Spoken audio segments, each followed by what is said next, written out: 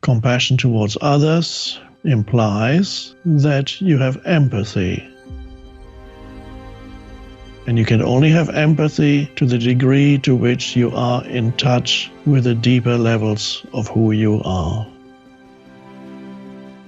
If you live exclusively through a mental sense of self, then you cannot have empathy because you're completely out of touch with who you are in the essence of your being.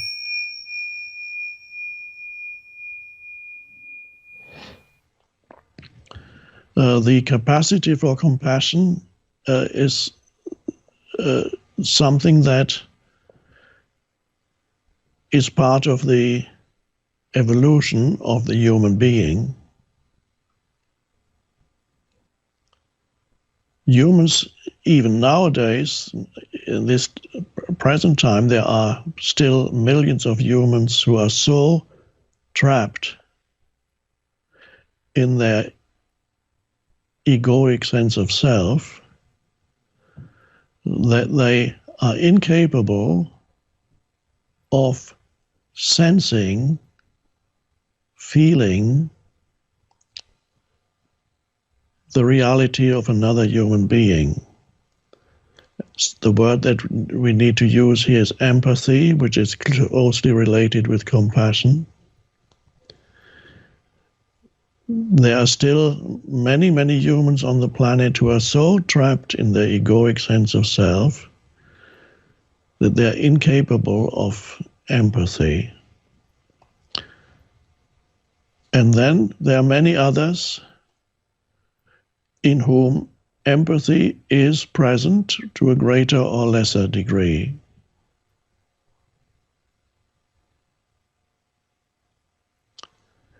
And without empathy, of course, there can be no compassion.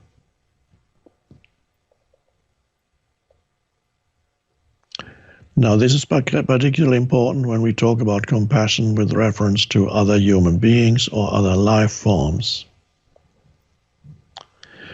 For a moment, let's talk, though, about compassion towards yourself and what that means.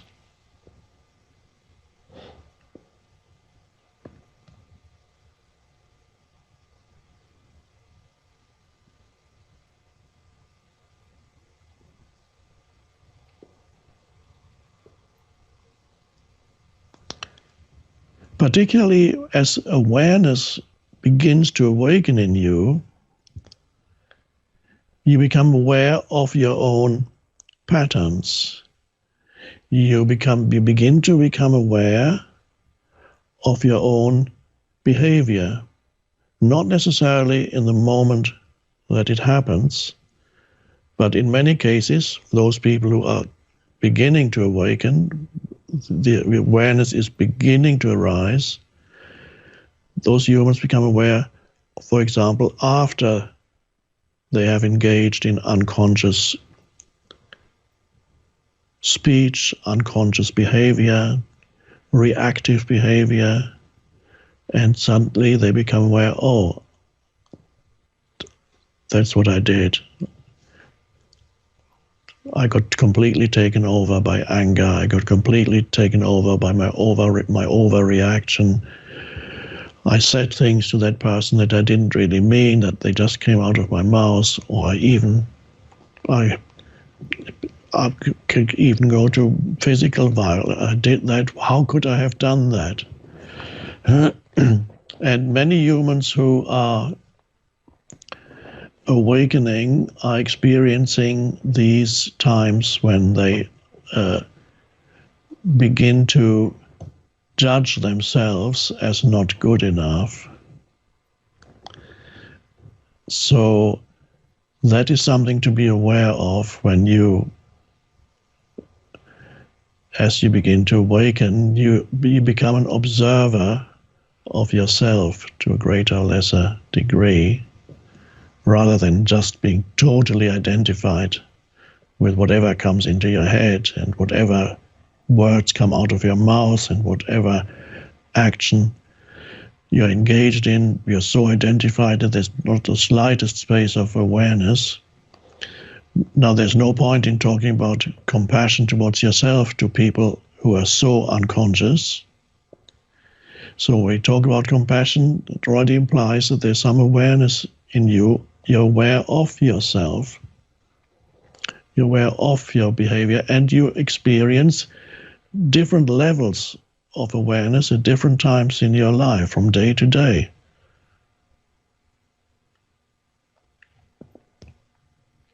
And then you become aware that there are times when you are unconscious.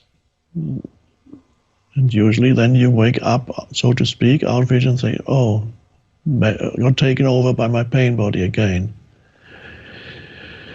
And for many people that can become a source of suffering because they judge themselves as not good enough, and they even have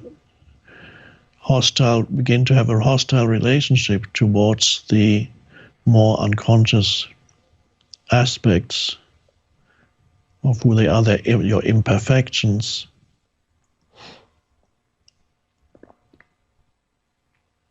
So compassion towards yourself is to still realize there are areas in your life where you're still unconscious,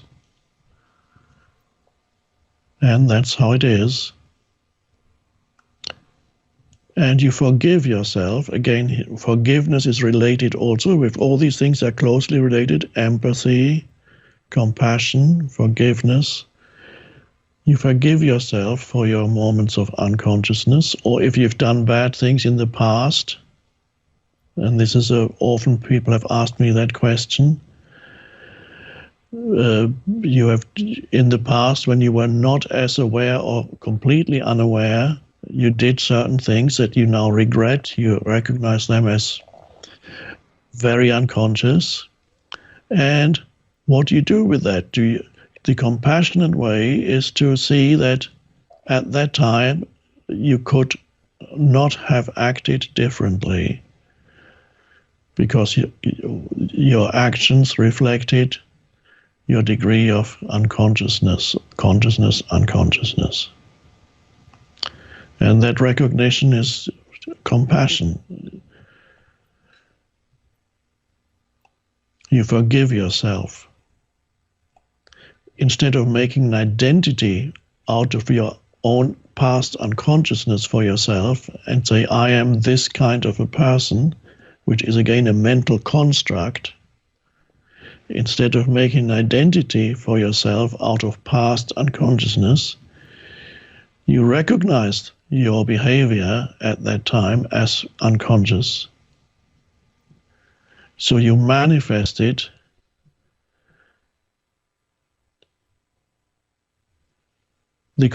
ultimately the collective unconsciousness that is in the human psyche, the collective psyche of humanity. And so, when you don't make it into an identity, then you realize that it is not who you essentially are. And so you become compassionate towards yourself.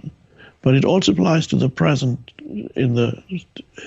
At the present time, not making impossible demands of perfection, and then you fall short.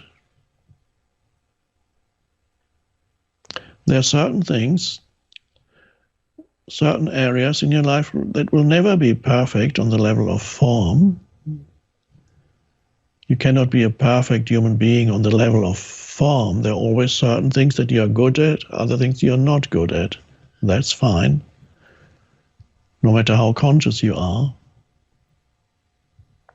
So you don't demand perfection of yourself, not on this level of form. The realization is there is at the deepest level of who you are, there is perfection already. You are already perfect, complete, whole. At the deepest level, yes. On the outer level, there will always be certain imperfections. And so you have compassion with yourself as far as your imperfections are concerned, which does not mean that you actually indulge in behavior that is harmful to yourself or others and say, oh, that's okay, I'm compassionate towards myself, so I continue to get drunk 3 times a week and beat up my wife, and I'm just compassionate towards myself. This is not what I'm talking about. You cannot become compassionate with inflicting suffering on others as you recognize it now. If it happened in the past, that is different.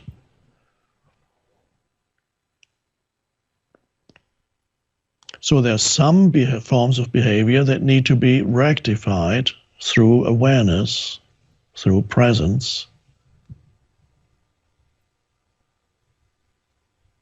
And other things you need to accept. So there's wisdom required.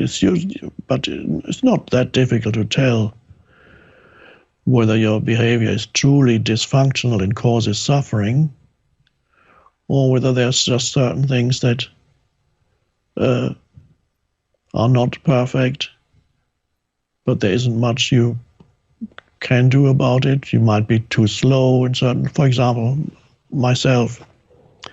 There's a huge area of imperfection in my life that there are many things that I don't deal with or don't deal with on time. So sometimes things get emails are not answered. If you've ever sent me an email, you might not have received a reply. So I don't feel really bad about that because I'm compassionate towards myself. But if that causes you suffering, not receiving an email, I would suggest I did not cause you that suffering. You caused it yourself through having certain expectations.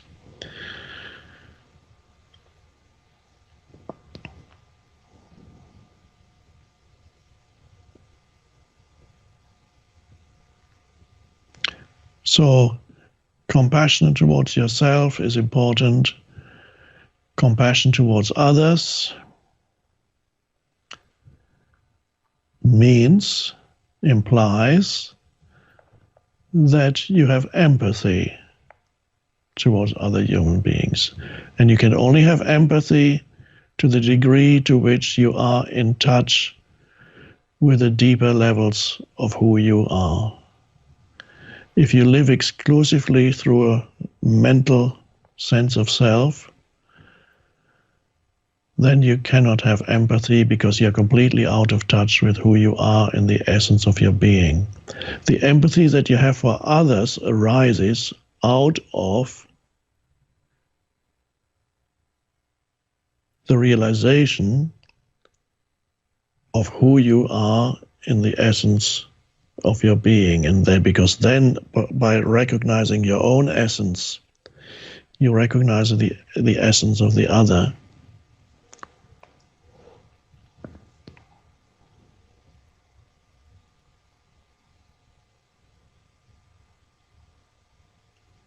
But I wrote I believe in The Power of Now, that there are 2 aspects to compassion.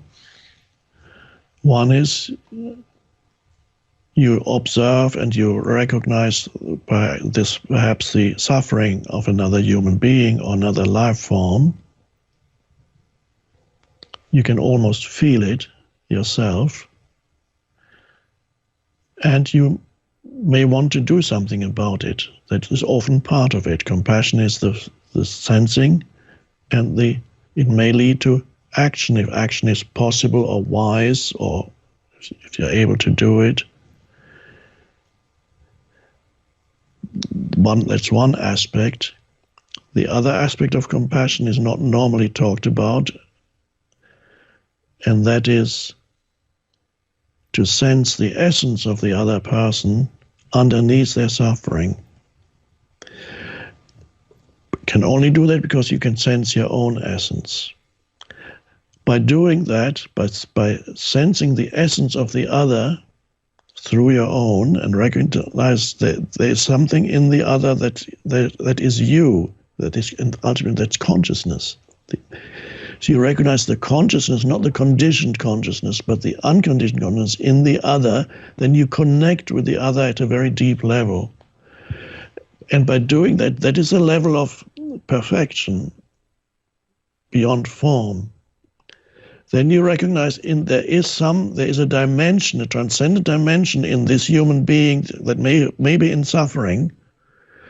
There is a transcendent dimension of that human being that is beyond the suffering, but that human being may not know that. But you recognize it in the other. Then you still feel the suffering also of the other, but you don't lose yourself in the suffering of the other. You recognize the suffering for what it is, but it does not draw you into suffering also. It's just on this, there is something resonates in you, resonates with it, but you are not drawn into suffering by the other person, because you are connected with the transcendent dimension in yourself and the other. But now you can truly, because if you are suffering too, you cannot be really of real help. You can truly help the other, if help is possible, that if you are connected to the transcendent level at the same time.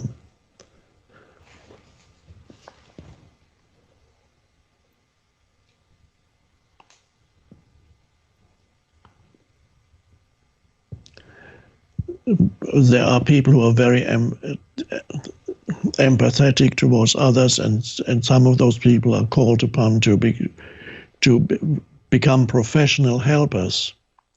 You might become a therapist, you might become a social worker. So it's often people who have a lot of empathy for others. They choose helping others as their profession.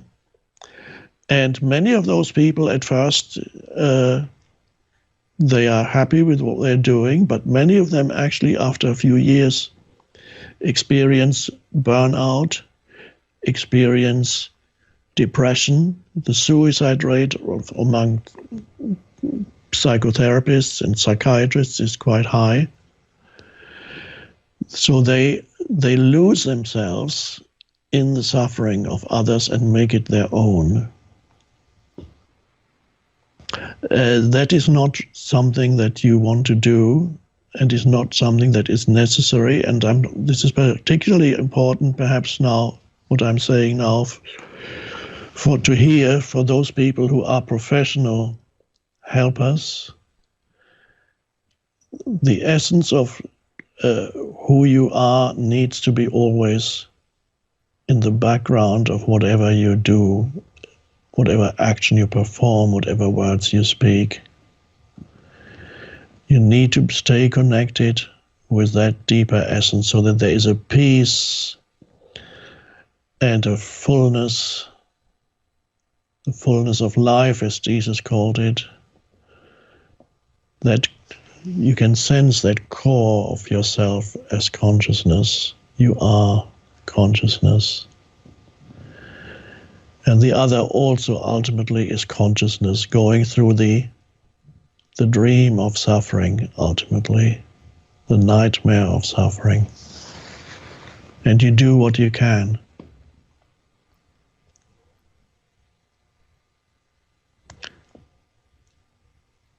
So stay connected to the stillness within yourself when you help others. Feel the stillness, the alert stillness, and then do what you have to do. I'll say a little bit more about compassion.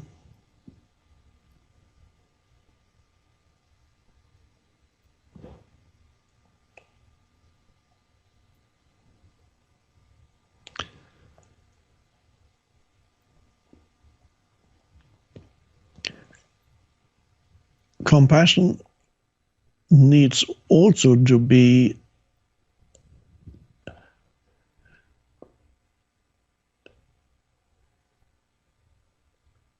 exist within the larger contexts of awareness.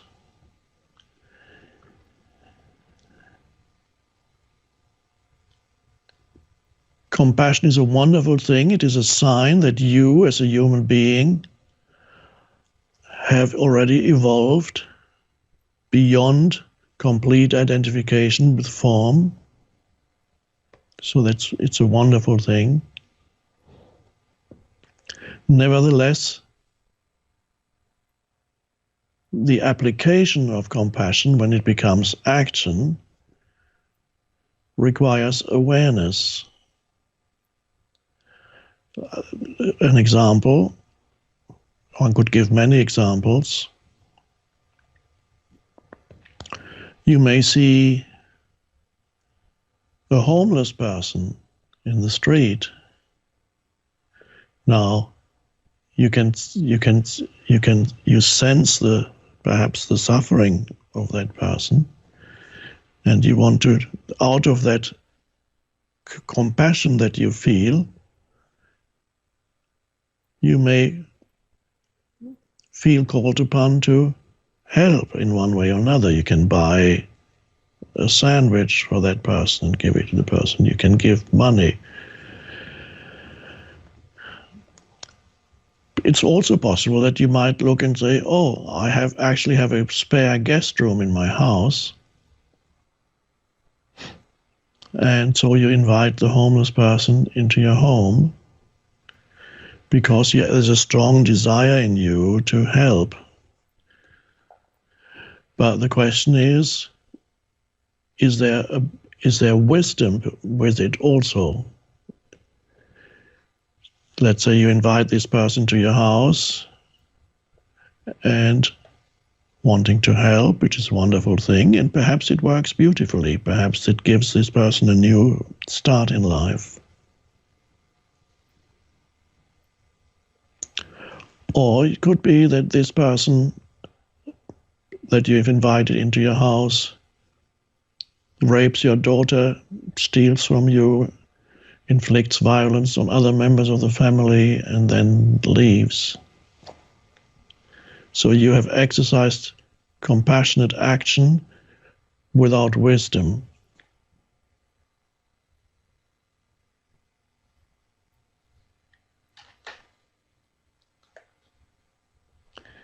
So what it is that you do as compassion arises, it requires wisdom. In what way can I help this person? And sometimes the help is not physical help. It is help, for example, some people are in deep psychological suffering. The help that you can give that person is attention. You can listen to them, and perhaps out of this attention that you give, which is presence, this is what they need, perhaps help arises through something that you say to them. How I started as a spiritual teacher, people came to me, they asked questions. Then I said things. I could see their suffering, but I was not suffering with them. I could sense their suffering. I could sense a small amount of suffering in me, but I was deeply connected already then with the essence of who I am, and I realized there was no suffering. So when I listened to these people, often there was a slight smile on my face, and that smile on my face was there. They were talking about their suffering to me, and as I was listening very attentively, there was a slight smile on my face, and some of them suddenly stopped talking and said, "Why are you smiling? Do you think that is funny?" And I realized, I mustn't smile, because I smiled because I could sense something beyond their suffering that they themselves could not sense. That was in me, but also in them. There was a dimension where there was no suffering. And occasionally by me sensing that, they also could sense it in themselves. And that is called healing, spiritual healing at the deepest level, when that happens. So I was helping many people, you can say, out of compassion, But then I realized there are also other people who continuously come to you not because they want to get better, they want to suck up your energy, which is you give them attention continuously, and they love that. And they come every day with new problems. They don't want the solution. They get addicted to your attention. And if you continue to give it, you will become depleted, you will become, ultimately you would experience burnout, and it has no purpose. Again, this is a similar case where compassion, the exercise of compassion in the practical realm, requires wisdom. So there were some people that I had to say, I'm not going to see you anymore. And then, oh, how can you do that to me? But that ultimately was the best thing that I could do, but they were not ready for. But perhaps of what I said to them when I did see them, perhaps some of that remained in their mind, and at some point it actually did change their lives. I don't know. But here again, helping people is great. Being used by others who are unconscious beings, instead of looking for their own being, looking for the source of all aliveness and energy within themselves, they look to others to give them that aliveness. So again, wisdom is required here so that you don't exercise compassion stupidly.